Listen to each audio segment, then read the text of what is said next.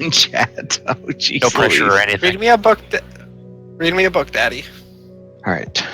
Is it scary? Chapter 4. The Keeper of the Keys. Boom! They knocked again. Dudley jerked awake. Where's the cannon? He said stupidly. FYI, I don't do the British accents except for heckle. There was a crash behind them and Uncle Vernon came skidding into the room. He was holding a rifle in his hands. Now they knew what had been in the long, thin package he had brought with him. Who's there? He shouted. I warn you, I'm armed. There was a pause, then smash! The door was hit with such force that it swung clean off its hinges and with a deafening crash landed flat on the floor. A giant of a man was standing in the doorway. His face was almost completely hidden by a long, shaggy mane of hair and a wild, tangled beard. But you could make out his eyes, glinting like black beetles under all the hair. The giant squeezed his way into the hut, stooping so that his head just brushed the ceiling.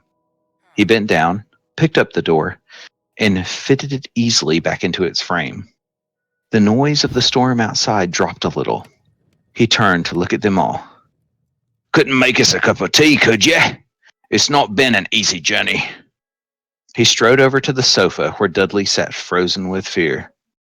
Budge up, you great lump, said the stranger. Dudley squeaked and ran to hide behind his mother, who was crouching terrified behind Uncle Vernon. Ah, and here's Harry, said the giant. Harry looked up into the fierce, wild, shadowy face and saw that the beetle eyes were crinkled in a smile. Last time I saw you was only a baby, said the giant. You look a lot like your dad, but you've got your mom's eyes. Uncle Vernon made a funny, rasping noise. I demand that you leave at once, sir, he said. You are breaking and entering.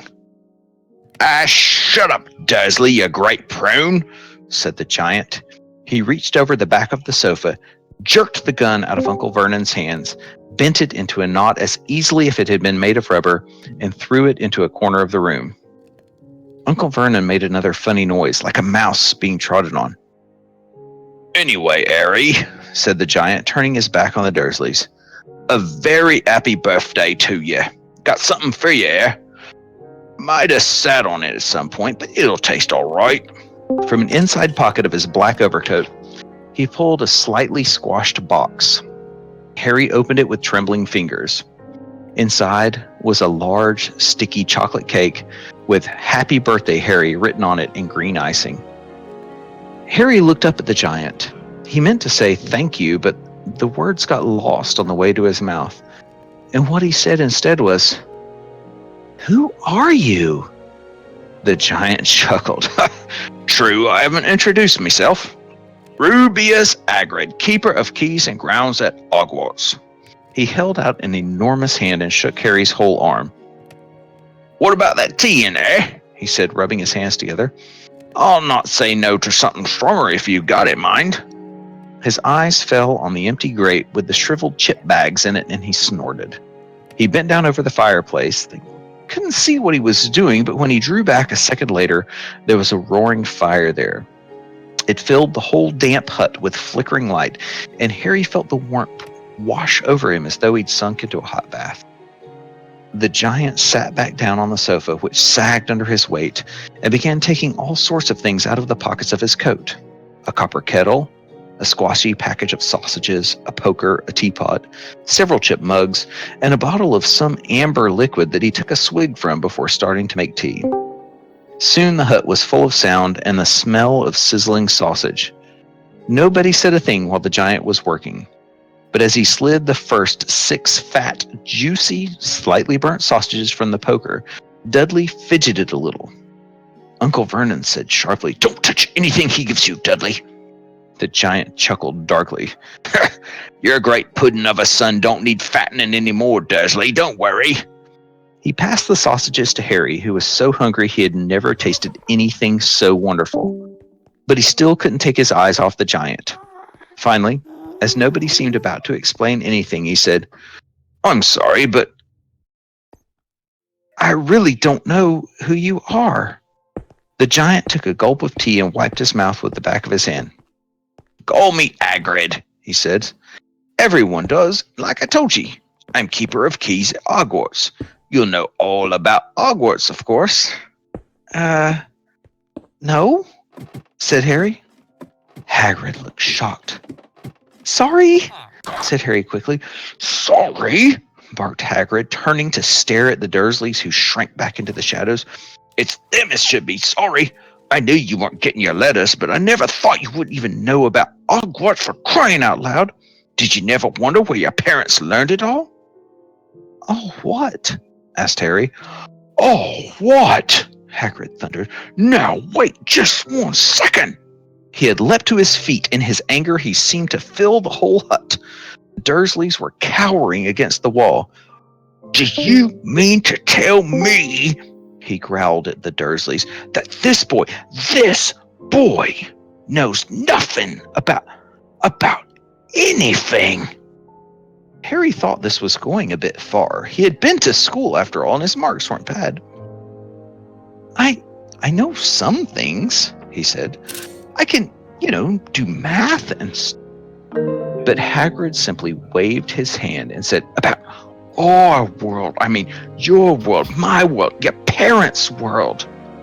What world? Hagrid looked as if he were about to explode.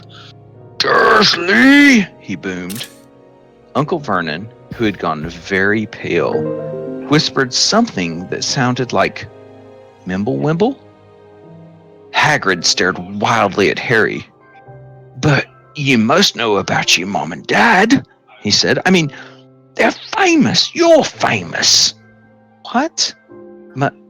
My mom and dad weren't famous, were they? You don't know?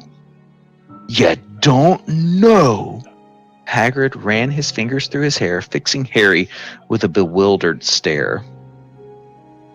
You don't know what you are? He said finally. Uncle Vernon suddenly found his voice. Stop! He commanded. Stop right there, sir. I forbid you tell the boy anything. A braver man than Vernon Dursley would have quailed under the furious look Hagrid now gave him. When Hagrid spoke, his voice, every syllable, trembled with rage. You never told him? Never told him what was in the letter Dumbledore left for him? I was there. I saw Dumbledore leave it, Dursley.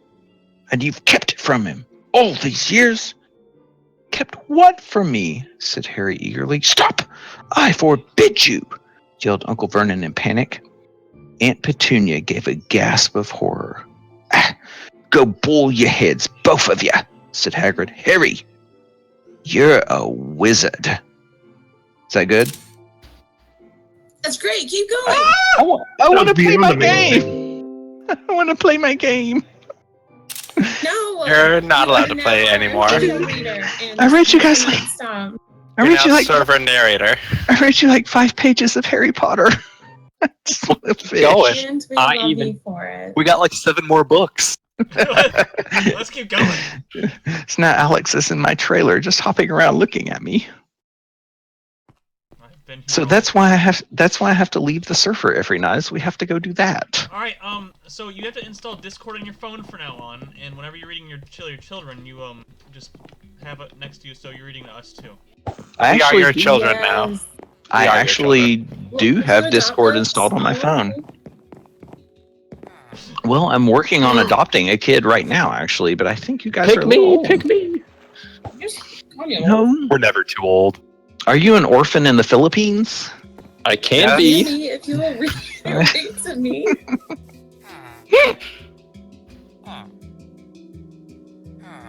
That is true. No, actually, I'm hoping that when we go to meet our new kiddo, that I might get to meet Finvin. You know, we have more people in Discord than we do in Minecraft right now. That's funny. Not surprisingly. So what happens after he finds out he's a lizard, Daddy? Well, he goes to the magical school No spoilers, where there's a we get it. mean man with a mean kitty and a meaner man with a bad haircut.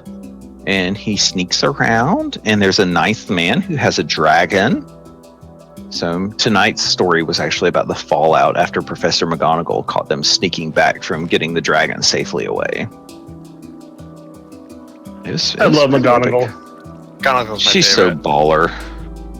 I never read the Harry Potter books. Excuse me? Fired. Just get the fuck out of our lives. We deserve a better mark. All right, guys. Hi. What did I miss? Repeat. I'm a better Mark. I am the better Mark who loves Harry Potter. Well, I am so glad that we have a better mark. It's the worst mark. It's fucking. It's about time you see this mark for the mark he is.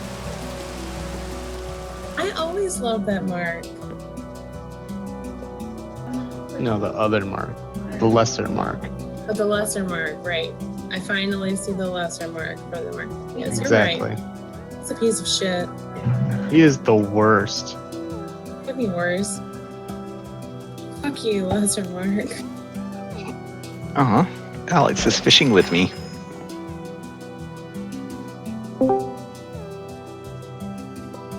Hello? Hello. Hello. Oh, somebody made their hello sound like the Skype warm-up sound.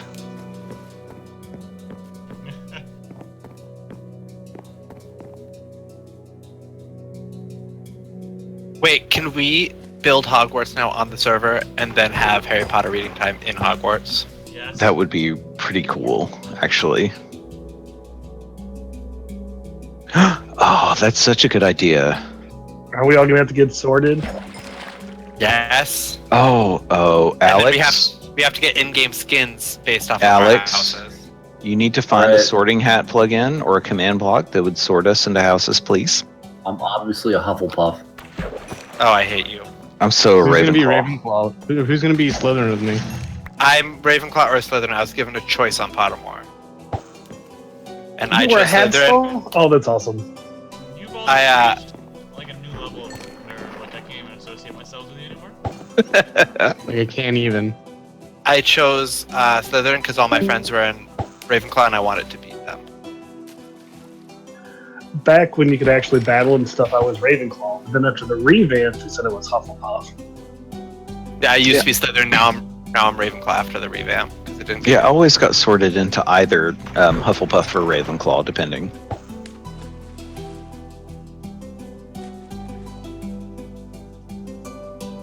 Oh my gosh.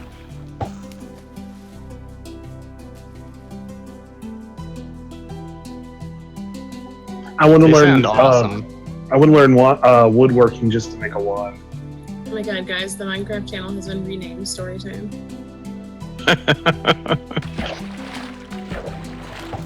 That makes it Emily. official. Emily, your husband is stealing my fish.